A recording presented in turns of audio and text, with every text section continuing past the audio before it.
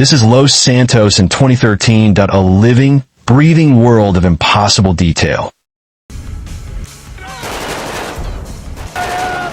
Fuck, what a mess, man. And this is Los Santos in 1997. The difference is laughable. It's like comparing a child's crayon drawing of a dragon to a Hollywood monster. One is a masterpiece of atmosphere and immersion. The other is a bunch of pixels you could run over with a pixelated taxi. But that awkward, cringy, beautiful mess, that is the primordial soup. That is the shaky, VHS quality home video where the greatest crime saga in gaming history was born.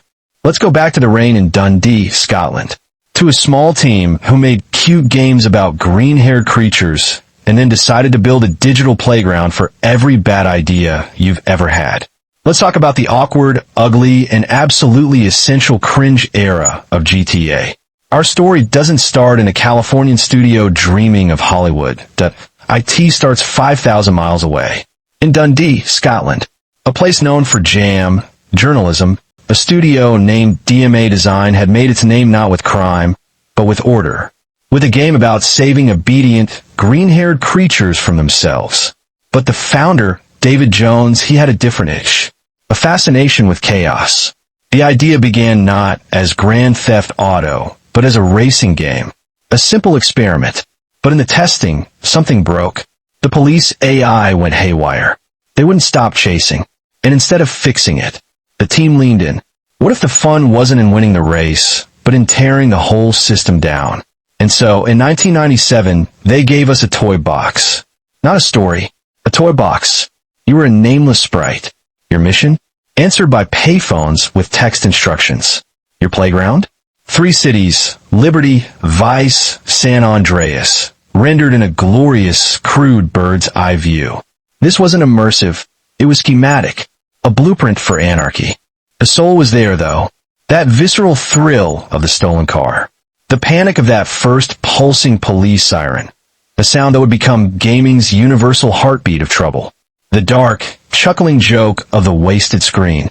It was all there, written in blunt, pixelated prose. It found a cult, and it found a firestorm.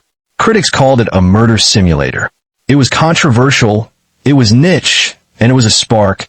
They iterated. Of course they did. GTA, London 1969, swapped Spandau Ballet for Cockney slang. GTA 2 added a weird, cyberpunk glaze and gang loyalties. But they were still looking down on the crime. The world, meanwhile, was starting to look through the windshield. Games like Driver showed what that freedom could feel like in 3D. And GTA risked becoming a museum piece. A charming but stuck relic. This was the awkward pause. The creative plateau. You could feel the series holding its breath, unsure of its next move. The cringe wasn't charming anymore. It was a cage. And then, they broke the ceiling. October 22nd, 2001.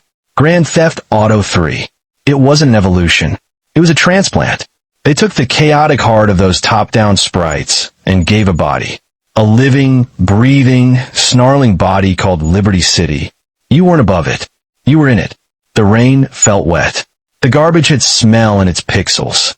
You heard the city's personality through the radio. The sneering talk shows, the cheesy ads. The satire became flesh. The chaos had weight, consequence, and a stunning, gritty beauty. The cringe era was over. It wasn't deleted. It was fossilized. The essential, clumsy first draft of a revolution. And Rockstar, now flying under that banner, didn't just run with it. They sprinted. They partied. Vice City 2002 wasn't just a new map. It was an era captured in a cartridge. The 80s. The greed, the glamour, the synth pop. Tommy Vercetti had a voice, a past, a glorious, bloody ambition. The world wasn't just a playground. It was a character in a shoulder-padded suit, drenched in neon and cocaine. It was a masterclass in style. But they were just warming up. Because in 2004, they didn't make a game. They built a universe. Grand Theft Auto, San Andreas. They gave us not a city, but a state. Not a story, but a saga. Carl C.J. Johnson was us, trying to get fit, trying to look cool, trying to save his family and his neighborhood. They gave us RPG stats for eating, for fighting, for swimming. They gave us territory wars, lowrider hydraulics, jetpacks, and the soul of 90s West Coast hip-hop. The scale was absurd. The ambition, breathtaking. From the gang-controlled streets of Los Santos to the gambling dens of Las Venturas, it was a declaration. The awkward kid from Dundee had not just grown up. It had become the coolest, smartest, most unstoppable force in the room. 1997, a toy box. 2001, a revolution. 2004, a masterpiece. Grand Theft Auto, San Andreas. They didn't just raise the bar, they built a new skyline.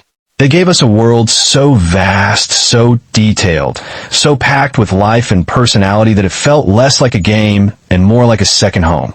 A home where you could steal jets, start riots, and get yelled at by your mom for getting fat. It was the ultimate expression of freedom. The perfect, chaotic symphony of everything the series had been building towards since those first blocky pixels in Dundee. The journey from cringe to crown was complete. But perfection is a dangerous place to stop. What do you do when you've given your players everything? When you've mastered the art of sun-drenched, over-the-top, satirical fun? You face a choice. A monumental, terrifying choice for a creator. Do you give them more? More city? More cars? More insane stunts? Do you make the playground twice as big? Or do you dare to make it real? Do you trade the cartoonish joy for the weight of consequence? Swap the vibrant satire for something darker, grittier, something that holds a mirror up to the fantasy and asks, what would this actually feel like? After the peak of San Andreas, Rockstar didn't just build a new game.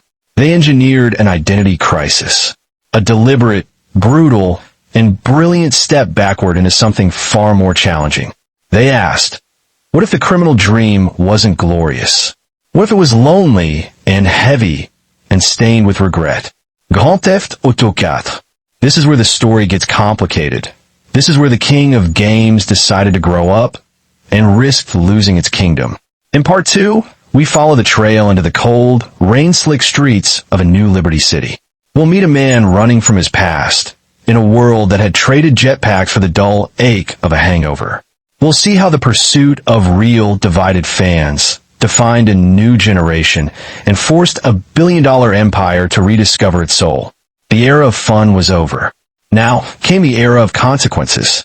Grand Theft Auto, The Identity Crisis Part 2, coming soon.